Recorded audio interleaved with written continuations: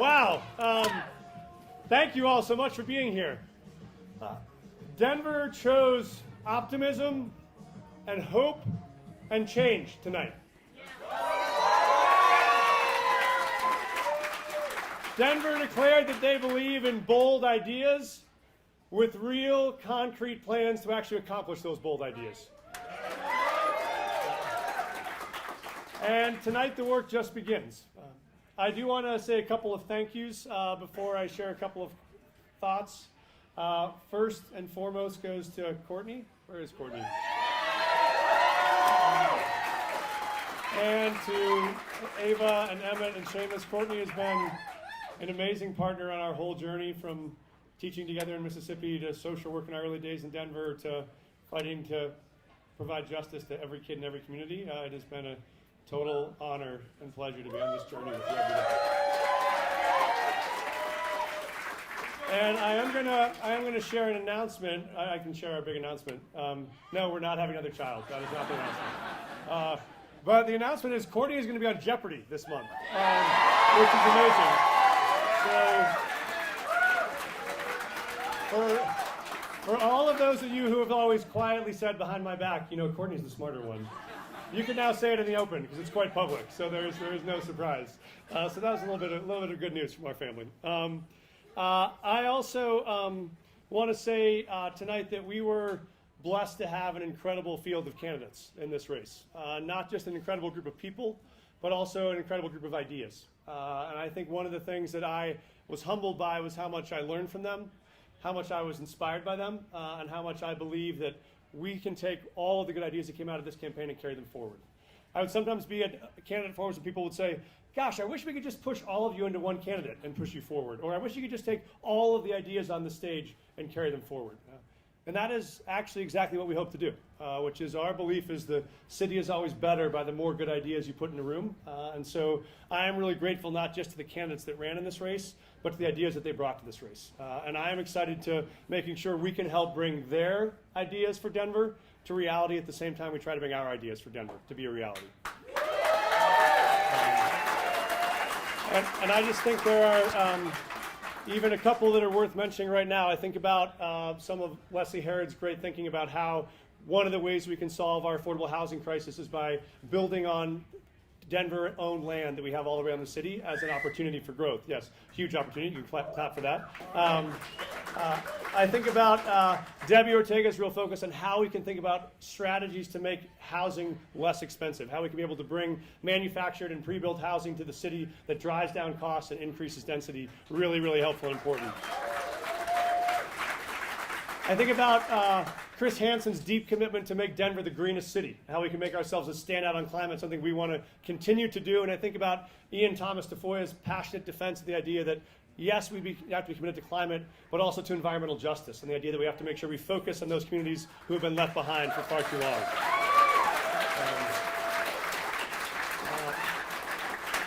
Terrance Roberts, who I've had the chance to work with for a long time, has continued to push into the forefront in this campaign the importance of youth violence and how much we have to focus on how we can turn the tide on what is an increasing epidemic in the city that we plan to continue to do.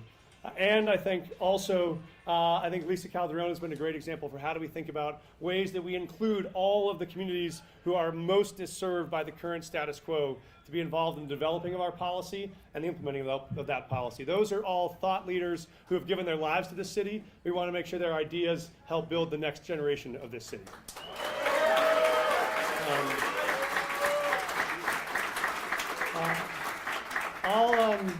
I'll close with one a story from when I was a principal, which reminds me of where we find ourselves tonight, which is one of the schools I ran served all kids who lived in and out of state custody, and they had very, very difficult lives and difficult challenges. And I remember there was one young woman that I was particularly struggling with, and I'll call her Tarsha, it's not her real name. And there was a psychiatrist who helped oversee the program, and I said, I just don't know what to do with Tarsha. Like, what can I do? And she said, why don't you come tomorrow and sit in with me on my session with Tarsha and listen? I said, okay. She said, there are two things you should know before you come to that session, which is one, Tarsha's probably struggling because she hasn't seen her mom in more than 5 years. She's going to see her for the first time this week. The second is the reason she hasn't seen her mom for more than 5 years is when she was young, her mom was an addict. And when she was an addict, she made some terrible choices, including prostituting Tarsha when she was a young girl. And it wasn't until social services found her in a motel on Colfax that they saved her, and she hasn't seen her mom since that day. Okay. So I go to this meeting and I sit there, and this amazing woman, 75-year-old Holocaust survivor, psychiatrist, is speaking to Tarsha. And Tarsha's just running back and forth, kind of pacing in the room, nervous and not able to stand still. And the psychiatrist turns to her and says, Tarsha, I want you to know two things. The first is I want you to know you are never going to have a healthy relationship with your mother. And when she says that, Tarsha just explodes. She starts yelling and throwing stuff on the floor, and she just goes off for 2 or 3 minutes until she finally kind of collapses onto a heap on the couch, sobbing. And as she's there sobbing, Hildegard turns to her and says, but there is a second thing I want you to know, which is if you make it through this meeting with your mom, you could someday have a healthy relationship with your own kids and your own family. And for the first time, Tarsha stops crying and looks up and says, wait, you really think I could have that? She says, yes, I absolutely believe that you can. Tarsha gets up and kind of wipes the tears off her face, puts all the papers back on the table, and collects herself and walks out of the room. And this is when I and all of my 28-year-old wisdom say to the 75-year-old psychiatrist, Holocaust survivor, well, why did you say that? Like, well, why did you tell her it's not going to work out? You don't know. She might see her mom and they give her a big hug and all's forgiven and they move on. And she grabs me by the neck and she says, Michael, there are only two things that you can offer to children: truth and hope. She said, if you don't tell her the truth, she wakes up every day in search of a world that doesn't exist. But if you don't give her some sense of hope, she doesn't have a reason to get up and go looking for any world at all. And I thought of that story when we started this campaign, because the reality is Denver has some hard truths to face. We know those truths. Those truths include the fact that this year we will bury 2 kids from East High School in funeral robes instead of watching them put on graduation robes and walk across the stage. We know the truth that we'll have thousands more kids who will be nervous to go back into the building where they should feel the safest. That's a hard truth. We know the truth is that the teachers that helped protect those kids on that day that they were terrified, just like the nurses who care for our families when they are in their moments of greatest risk, or the firefighters who you call when you don't know who else to call, those people right now, tonight, can't afford to live in this city. This city that they love and serve has not loved them back enough to say, we want to make sure there's a place for you here. That's a hard truth. And there is a hard truth that tonight we know when we leave and go back to our own homes, there will be 1,400 people walking around downtown Denver in the neighborhoods trying to find a sidewalk to sleep on, or a park to sleep on, or a bridge to sleep under. Those are hard truths. But much bigger than those truths are the hope that we actually know these problems are solvable. And we know these problems are solvable because it is in Denver's blood to say we refuse to give up when things get difficult. We actually believe you double down and find a way out. I like to say that in Denver, I think our spirit has always been, we are not the victims of our own story, we're the authors of our own story. And so the question is, what chapter are we going to write next? What chapter are we going to write about what this city will become?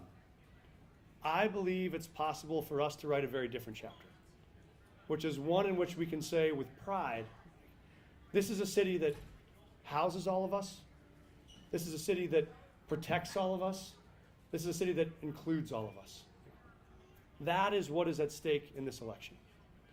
And I will say tonight what we know is the hope is far bigger than the truth, because we have the history bound in that hope to say we have solved hard problems before and we can solve them again. Whether it was building the coalition to be able to pass universal preschool when no one thought that was possible, so that now every family in the state can be able to get access to free preschool. That's very important. And knowing that now we can carry that on by making sure that childcare is going to be accessible and affordable to every working family in Denver going forward. That's what we have to get done next. It was taking on the NRA when we knew that gun safety was a crisis and no one believed we could defeat the NRA, and we did. And we passed universal background checks, and we passed high-capacity magazine bans to keep communities safe. And we know now we can do that again by making sure that we are going to keep our kids safe every day when they go to school. And that means increasing the age to buy a gun from 18 to 21. It means adding mandatory wait periods. It means expanding the red flag laws. We know that teachers and social workers who know our young people the best can be the ones to say, I am afraid this young person is at risk of hurting himself or hurting someone else. That's what's required. And it means in the way when we came together and said, after the murder of George Floyd, that there are certain inequalities in this country we can't stand for anymore. And one of them is the wealth gaps that have gotten so big that we know right now many black families in this city have only 1/100th of the wealth built that their white families may have built. And do we know why that is? It is because we know those families have been able to get access to owning a home. And when you buy a home and you own a home, you can pass on that wealth to your kids. But when you live in a country that for 400 years has denied you the ability to build that wealth or to pass on that wealth, it shouldn't be a surprise when you show up to try to get a mortgage and you don't have $50,000 in your pocket to pay a down payment. That was why we launched the Deerfield Fund, to provide down payment assistance to families from black and African American heritage who knew they had the credit and the income to buy a home. What they didn't have was the down payment. What we can do now is expand that program citywide so that all families that are first generation, first-time home buyers can say, I want my piece of the American dream, and that means owning a home and passing it on to my kids. And when people said there's never been a statewide ballot measure in Colorado to take on affordable housing and to take on homelessness and to provide permanent public funding to solve that problem, and we said that doesn't mean we're going to give up. And we built a coalition of 260 organizations across the state who came together and for the first time passed Proposition 123 to put $300 million a year into affordable housing and homelessness. And what we can do now is use those dollars to make sure we deliver 25,000 permanently affordable units so that the teachers and the nurses and the firefighters who are serving this city and love this city so much know that they are going to live in a city that loves them back to make sure they can live here.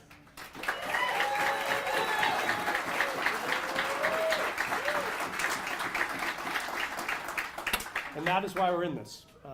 And tonight is not an ending. Tonight is just the first step. And I would say that what we know is that for all the people that supported us tonight, we are so grateful for your building this coalition to show the city what's possible. For all the folks that were too busy to have a chance to vote tonight or support another candidate, we ask you that this is the moment where we are here with open arms and rolled up sleeves and full hearts to say we're going to need you. We need your help because the only way you deliver on the dream of what we believe this city can be is to get everybody in the city shoulder to shoulder to try to do their part to deliver that outcome. And so we want to say thank you to all the folks in the room tonight. We want to say to all the folks not in the room tonight, we are ready to get to work. We are ready to begin. We will spend tonight celebrating this first step of success, and we will spend tomorrow getting ready to take the second step. Thank you all so much for being here.